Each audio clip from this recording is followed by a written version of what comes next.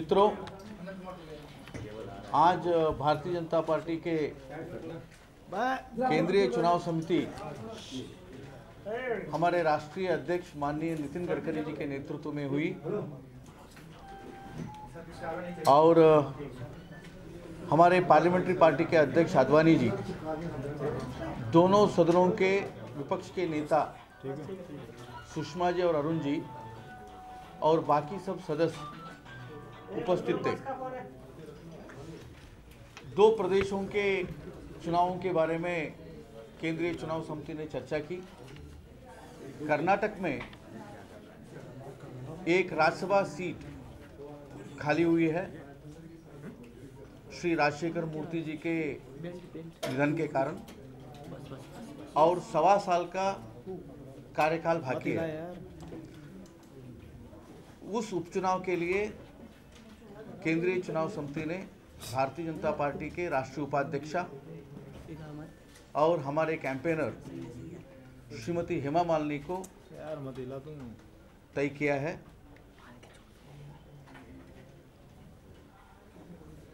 और हाल में असम प्रदेश के लिए चुनाव की तैयारी चल रही है, वहाँ के विधानसभा के लिए। और वहाँ हमारे चुनाव समिति ने 6 लोगों का एक सूची सर्वसम्मति से भेजा था। हमारे केंद्रीय चुनाव समिति ने उन 6 सिटिंग एमएलएस का नाम आज तय किया है। करीमगंज उत्तर से श्री मिशन रंजन दास,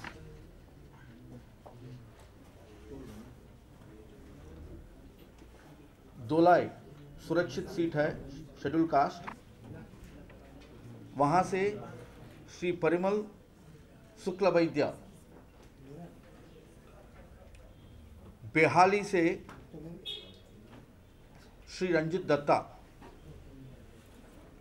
लुमडिंग से श्री सुशील दत्ता, डिब्रूगढ़ से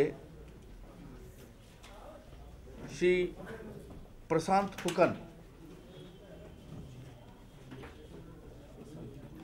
दुलियाजान से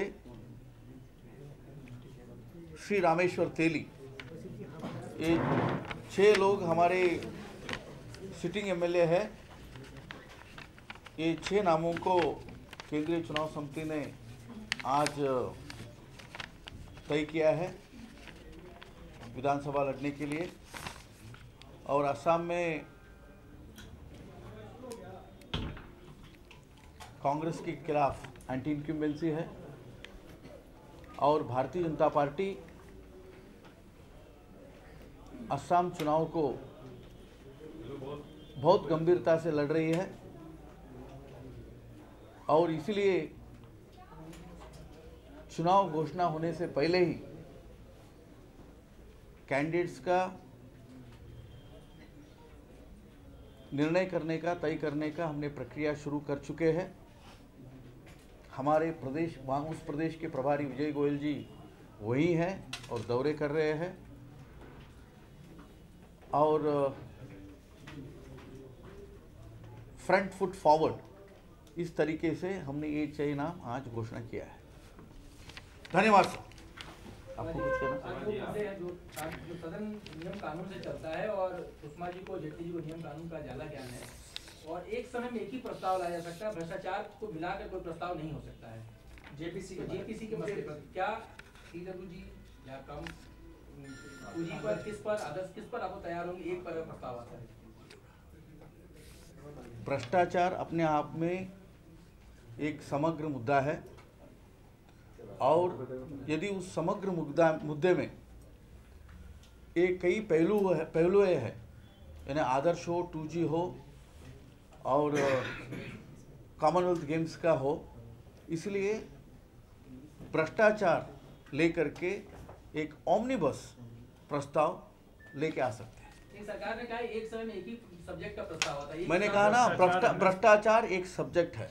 महंगाई एक सब्जेक्ट है, कालाधन एक सब्जेक्ट है, इसलिए भ्रष्टाचार ऐसे एक समग्र सब्जेक्ट के ऊपर प्रस्ताव लेके आ सकते हैं। एक सवाल होता है काले धन को लेकर के जो आया है कि 45% अगर कोई जमा कर देता है तो विदेशों में काला धन होता है।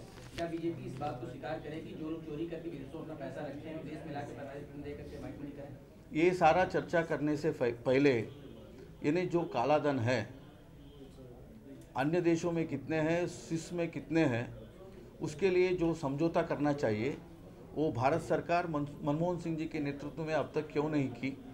क्योंकि मनमोहन सिंह जी ने, प्रधानमंत्री जी ने ये वादा किया था 100 दिनों में वो सूची देश के सामने रखेंगे। इसे आप सब जानते हैं 700 दिन हो चुके हैं, इसलिए पहले वो समझौता करे और पूरा सूची देश के सामने रखे और उसके तहत जो कार्रवाई करना चाहिए वो पैसे लौटाने के लिए भारत को और यहाँ के विकास के लिए वो शुरू करें। धन्यवाद। से जुड़ा एक प्रश्न और है, ये दो हमें इतना ही कहना चाहेंगे, पहले जेपीसी के बारे में भ्रष्टाचार का पूरा मुद्दे लेने का एक फार्मूला तय हो जाए।